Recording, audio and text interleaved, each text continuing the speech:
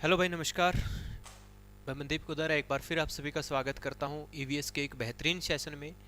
आज के इस सेशन में हम बात करने वाले हैं ओजोन लेयर के बारे में।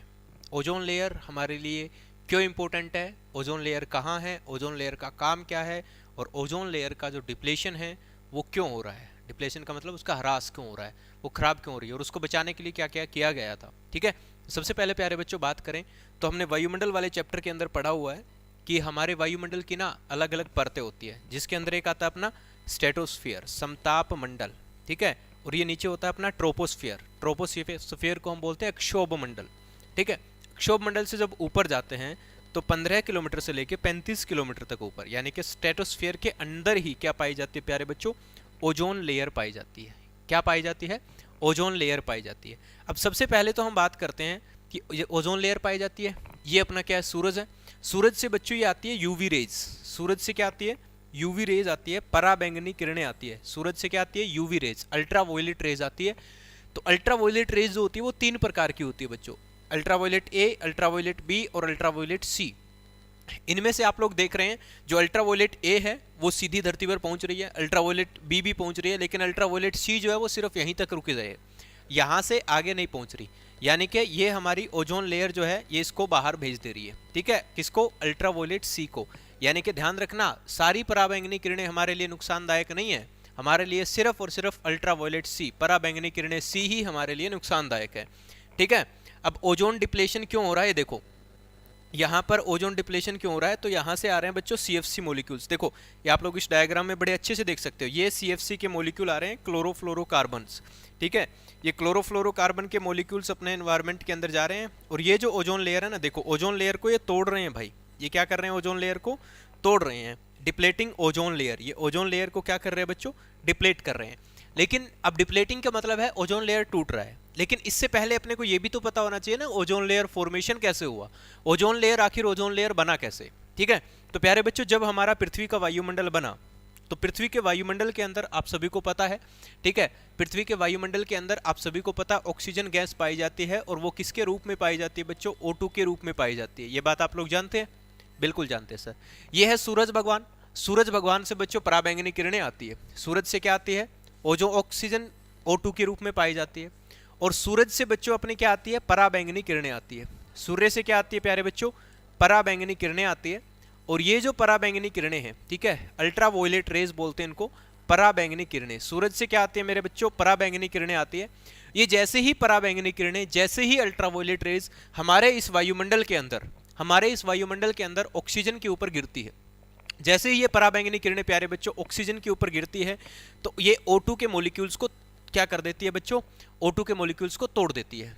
ठीक है, ये क्या करती है, ये O2 के मॉलिक्यूल्स को तोड़ देती है। अब O2 जो होता है प्यारे बच्चों वो अपने सिंगल O और सिंगल O में क्या हो जाता है, कन्वर्ट हो जाता है ना। अकेला अकेला ऑक्सीजन ऑक्सीजन में क्या हो जाता है, कन्वर्ट हो जाता है। अब ये जो ऑक्सीजन बच गए अपने पास, ये जो अपने पास दोनों ऑक्सीजन बन गए, अब ये ऑक्सीजन हमारे एनवायरमेंट के अंदर दूसरे O2 के साथ जाके मिलते हैं। तो जब ये O2 के साथ जाकर के मिलते हैं, एक सिंगल ऑक्सीजन दूसरे ऑक्सीजन के साथ जाके मिलता है, तो प्यारे बच्चों निर्माण कर देते हैं O3 का। किसका, O3 का। अब O3 के ऊपर जब ये गिरती है, तो O3 के ऊपर जब ये गिरती है तो बच्चों O3 टूटता नहीं है। ठीक है, ये अनब्रेकेबल है, ये टूटता नहीं है बच्चों। अब ये टूटता नहीं है तो ऐसे क्या हुआ, हमारे एनवायरमेंट के अंदर जितने भी ऑक्सीजन के अणु थे, जितने भी ऑक्सीजन के अणु थे, O2 के जितने भी मॉलिक्यूल्स थे, वो धीरे धीरे टूटते गए और किस में कन्वर्ट होते गए प्यारे बच्चों, O3 में कन्वर्ट होते गए। किस में कन्वर्ट हो गए, O3 में कन्वर्ट हो गए। तो ऐसे धीरे धीरे करते करते हमारे जो स्ट्रेटोस्फियर है, अपना जो समताप मंडल है, इसके अंदर प्यारे बच्चों एक लेयर बन गई। तो अपने से पहली बात ये पूछा जाएगा कि बताओ ओजोन लेयर कौन से मंडल में है, तो आप कह दोगे समताप मंडल में है। तो धीरे धीरे बच्चों ये O3 से बनते बनते क्या बन गई, O3 इकट्ठे होते होते एक क्या बन गई प्यारे बच्चों, लेयर बन गई, एक परत बन गई, और इस लेयर को हम लोगों ने नाम दे दिया ओजोन लेयर, है ना। तो ओजोन का सूत्र अपने से पूछ सकता है कि ओजोन का फार्मूला क्या है, तो ओजोन का फार्मूला बच्चों O3। ठीक है, क्या है, O3। तो ओजोन लेयर या ओजोन परत बन गई बच्चों, ये ओजोन परत बन गई। ठीक है, हमारे इस एनवायरनमेंट के अंदर ये ओजोन परत बन गई, मोटी सारी। ये क्या है, गैस की परत है। ऐसा नहीं है कि आप कहीं जाओगे सर हम ऊपर की ओर जाएंगे तो आप ऊपर अपने ओजोन लेयर है सर हमारा, वहां पे सिर लगेगा और फूट जाएगा सिर, ऐसे कोई लेयर छत नहीं है। गैस है, सिर्फ ये गैस है, गैस। नॉर्मल पता भी नहीं चलेगा आप कब ओजोन लेयर पार करके चले गए, ठीक है।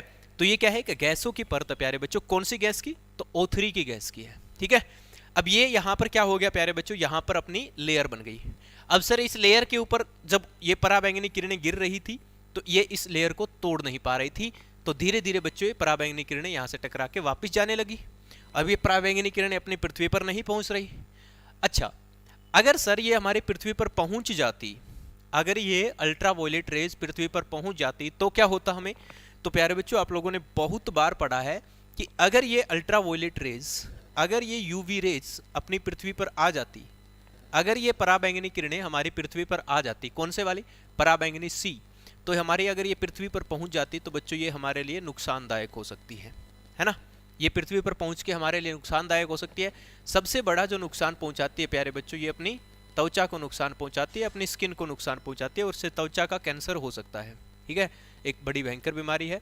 अब आप कहते हो ना कि सर, आप मन में कई बहुत सारे लोगों के मन में यह सवाल आ रहा होगा सर कि कैंसर का कारण हमारे पास ओजोन लेयर ही है। जी नहीं, ओजोन लेयर सिर्फ और सिर्फ स्किन कैंसर का कारण है, बाकी के कैंसर के कारण अपने दूसरे फैक्टर्स, अपना एनवायरनमेंट का फैक्टर है, ठीक है।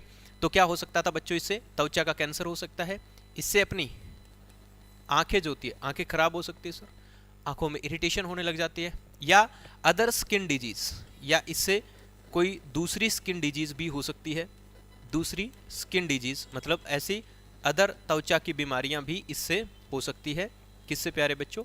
ओजोन लेयर से, सॉरी ओजोन लेयर से नहीं, पराबैंगनी किरणों से। अब पराबैंगनी किरणें सी हमारी पृथ्वी पर, अच्छा क्या सर अल्ट्रावायलेट ए और अल्ट्रावायलेट बी हमारी पृथ्वी पर पहुंचती है? बिल्कुल सर, ए और बी पहुंच जाने से कोई तो दिक्कत नहीं है अपने को। अच्छा जी, इवन दैट हम इन किरणों का तो यूज भी करते हैं, इन किरणों का तो हम हमारी डे टू डे लाइफ में हम इनका उपयोग भी करते हैं। गुरुजी हम इनका उपयोग करते हैं, बिल्कुल करते हैं मेरे भाई। कहाँ करते हैं? तो sir to kill the harmful bacterias, to kill the harmful germs, है ना, हानिकारक सूक्ष्म जीवों को मारने के लिए, हानिकारक सूक्ष्म जीवों को मारने के लिए हम इनका इस्तेमाल भी करते हैं साहब। आप लोगों ने देखा होगा हानिकारक सूक्ष्म जीवों को किल करने के लिए आप लोगों ने देखा होगा कि जो हमारा क्या होता है, हमारा जो आरओ होता है, आरओ के अंदर आप लोगों ने देखा होगा अल्ट्रावायलेट रेज लिखा होता है, यूवी रेज।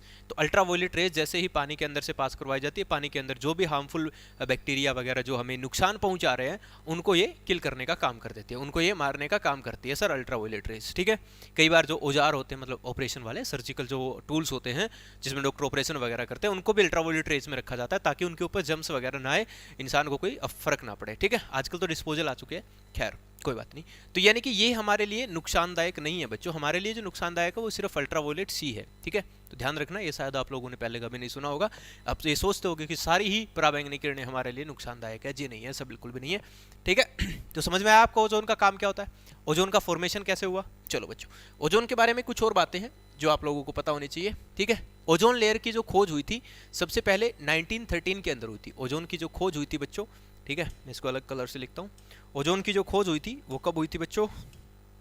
तो ओजोन की जो डिस्कवरी हुई थी वो 1913 के अंदर हुई थी।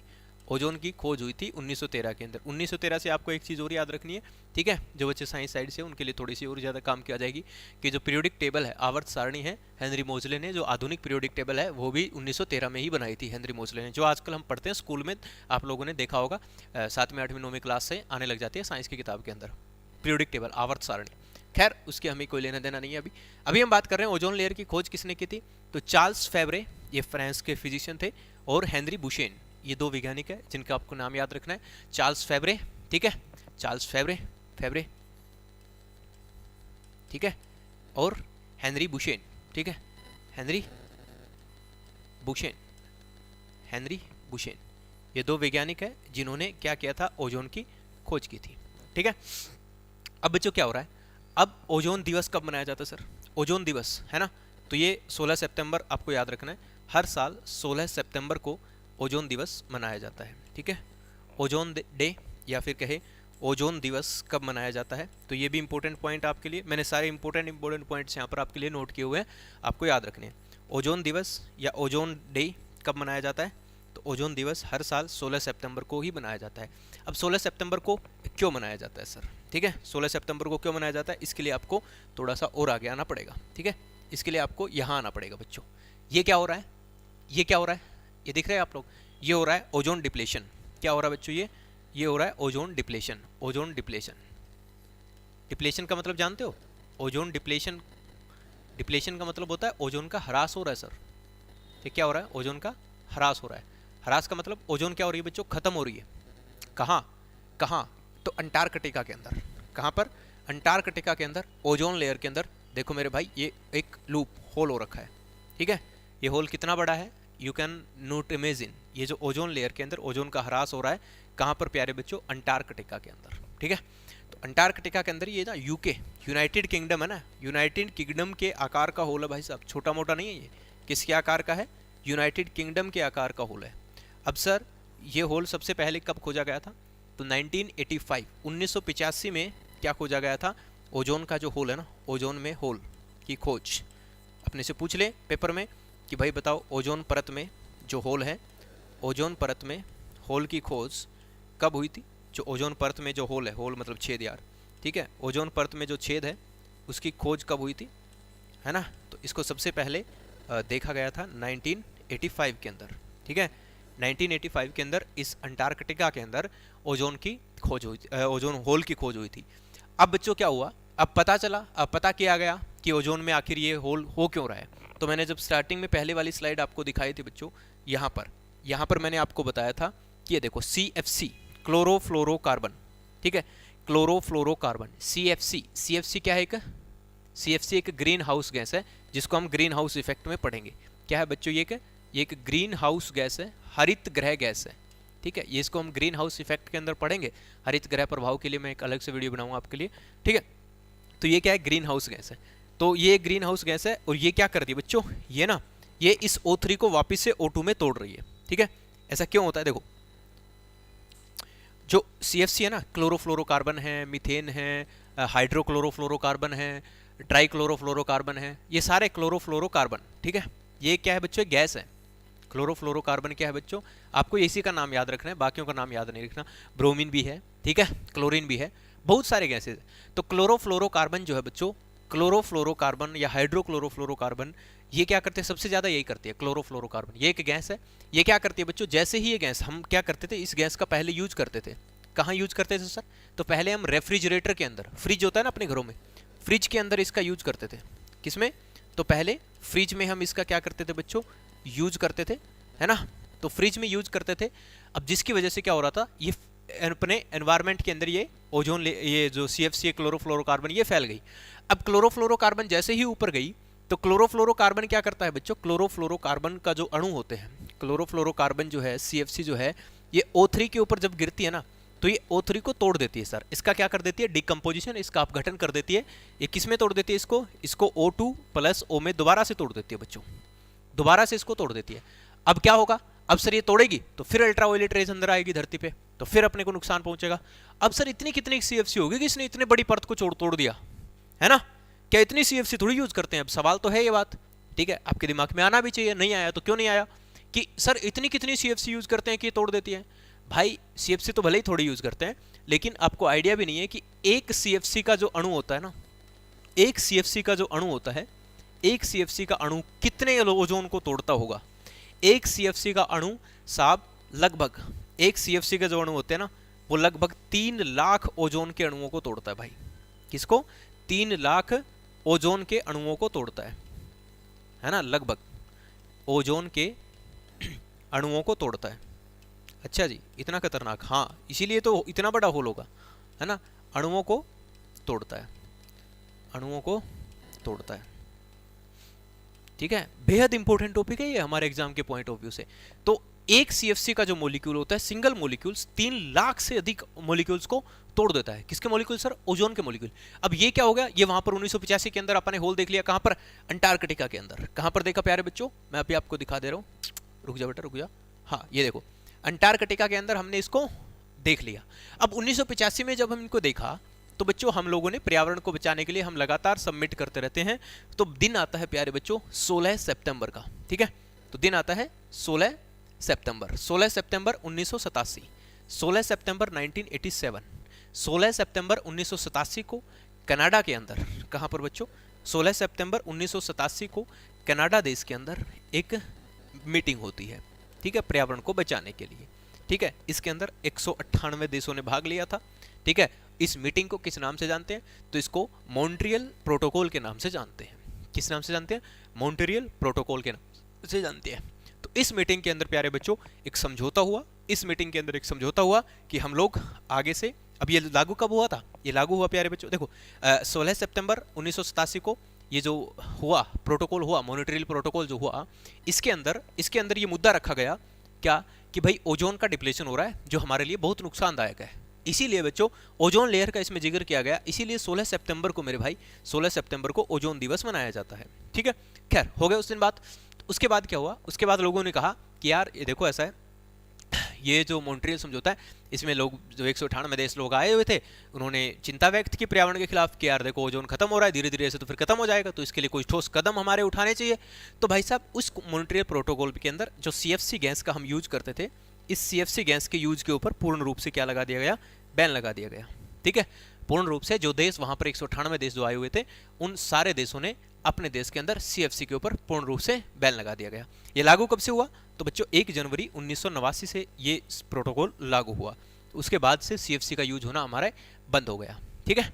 अब CFC का यूज बंद हो गया, तो अब धीरे धीरे अब वो उम्मीद की जा रही है कि वो जो ओजोन का होल है वो धीरे धीरे अब कम हो रहा है। क्योंकि देखो क्योंकि ओजोन लेयर का निर्माण ही कौन करती है? अल्ट्रावायलेट रेज करती है ना, पराबैंगनी किरणें करती है। अब जब ये CFC नहीं जाएगा तो क्या जहां पर O2 है फिर वापस से O3 में टूटेगा, है ना। जब मैं इसके निर्माण की बात करता हूं, अगर मान लो इसमें ये नहीं जाएगा तो क्या होगा? जब ये नहीं जाएगा तो फिर वापस से क्या आएगा? वापस से पराबैंगनी किरणें आएगी, ये जो O2 है वहां पर उसको फिर से तोड़ेगी और फिर से इसमें जाएगा, फिर से O3 का निर्माण होगा और धीरे धीरे ये जो होल है अपना, ये जो होल है, अब देखो यहाँ पर जैसे आ रही है तो ये फिर से अपना ये जो होल है ये वापस से अपना होल जो है वो वापस से भर जाएगा, ठीक है, वापस से अपना भर जाएगा। क्यों? क्योंकि हम CFC का यूज करना बंद कर दिया है हम लोगों ने। अब भर भी रहा है इसका, ठीक है। अब ये साइज जो है इसका कहा जा रहा है कि छोटा हो गया है, ठीक है। चलो अब ओजोन के बारे में मैं थोड़ी सी और भी बातें आपको बता देता हूँ प्यारे बच्चों। ओजोन की जो यूनिट है वो क्या है? कई बार पूछा जाता है कि ओजोन की इकाई क्या है, ठीक है। तो ओजोन की इकाई प्यारे बच्चों आपकी क्या है? डॉप्सन, ठीक है। डॉप्सन क्या है बच्चों? ओजोन की इकाई है ये, ठीक है। कि ओजोन कितना मोटा है, ओजोन को मापने के लिए जो यूनिट मापी जाती है, ओजोन की यूनिट या इकाई, ये भी आपसे प्रश्न पूछा जाता है कि व्हाट इज द ओजोन की इकाई। इकाई मतलब यूनिट। इसको मेजर किस में करते हैं प्यारे बच्चों? तो इसको मेजर करते हैं मेरे भाई डॉप्सन के अंदर। किस में मेजर करते हैं? डॉप्सन। मैं हिंदी में लिख दे रहा हूँ, डॉप्सन, ठीक है, डॉप्सन। ये जो यूनिट है ये बच्चों सबसे पहले गार डॉप्सन के द्वारा मापी गई थी, तो इसी के नाम पे इस यूनिट को रखा गया था, गार डॉप्सन। इन्होंने एक मीटर बनाया इसकी यूनिट को मापने के लिए, जिसको बोलते हैं डॉप्सन स्पेक्ट्रोफोटोमीटर, ठीक है। क्या नाम इसका? Dobson spectrophotometer. तो इससे क्या मापा जाता है बच्चों? ये एक क्या है? ये एक यंत्र है, ये एक इंस्ट्रूमेंट है, ये एक यंत्र है, ये एक इंस्ट्रूमेंट है, जो कि ये प्यारे बच्चों एक इंस्ट्रूमेंट है जो कि हमारा ओजोन लेयर को मापने में काम आता है, ठीक है। तो ये मैंने ओजोन के बारे में आपको जितनी हो सके ही सारी बातें मैंने आपको बताई कि ओजोन डिप्लेशन क्यों हो रहा है, ओजोन का फॉर्मेशन क्यों हो रहा है, ओजोन के फॉर्मेशन से बचने के लिए, ठीक है, हम लोग क्या क्या कर सकते हैं। आई होप कि आपको ये सब कुछ समझ में आया होगा, ओजोन डिप्लेशन वगैरह का सब कुछ। ओजोन लेयर एक बेहद इंपॉर्टेंट टॉपिक है। इस क्लास के अंदर हमने उन सभी बेहद मुद्दों के ऊपर डिस्कस किया। अगर आप और भी ज़्यादा जानकारी चाहते हैं तो आप मुझे इंस्टाग्राम पर मनदीप कोदारा ऑफिशियल के नाम से फॉलो कर लीजिएगा, ठीक है। वहाँ पर आपको बहुत सारी जानकारी मिलती रहती है, ठीक है। कोई भी डाउट, कोई भी क्यूरीज हो तो आप मुझे इंस्टाग्राम पर पूछ सकते हैं। और मिलते हैं फिर अगली क्लास में। तब तक के लिए जय हिंद। हंसते रहो, मुस्कुराते रहो और पढ़ाई करते रहो। Love you all.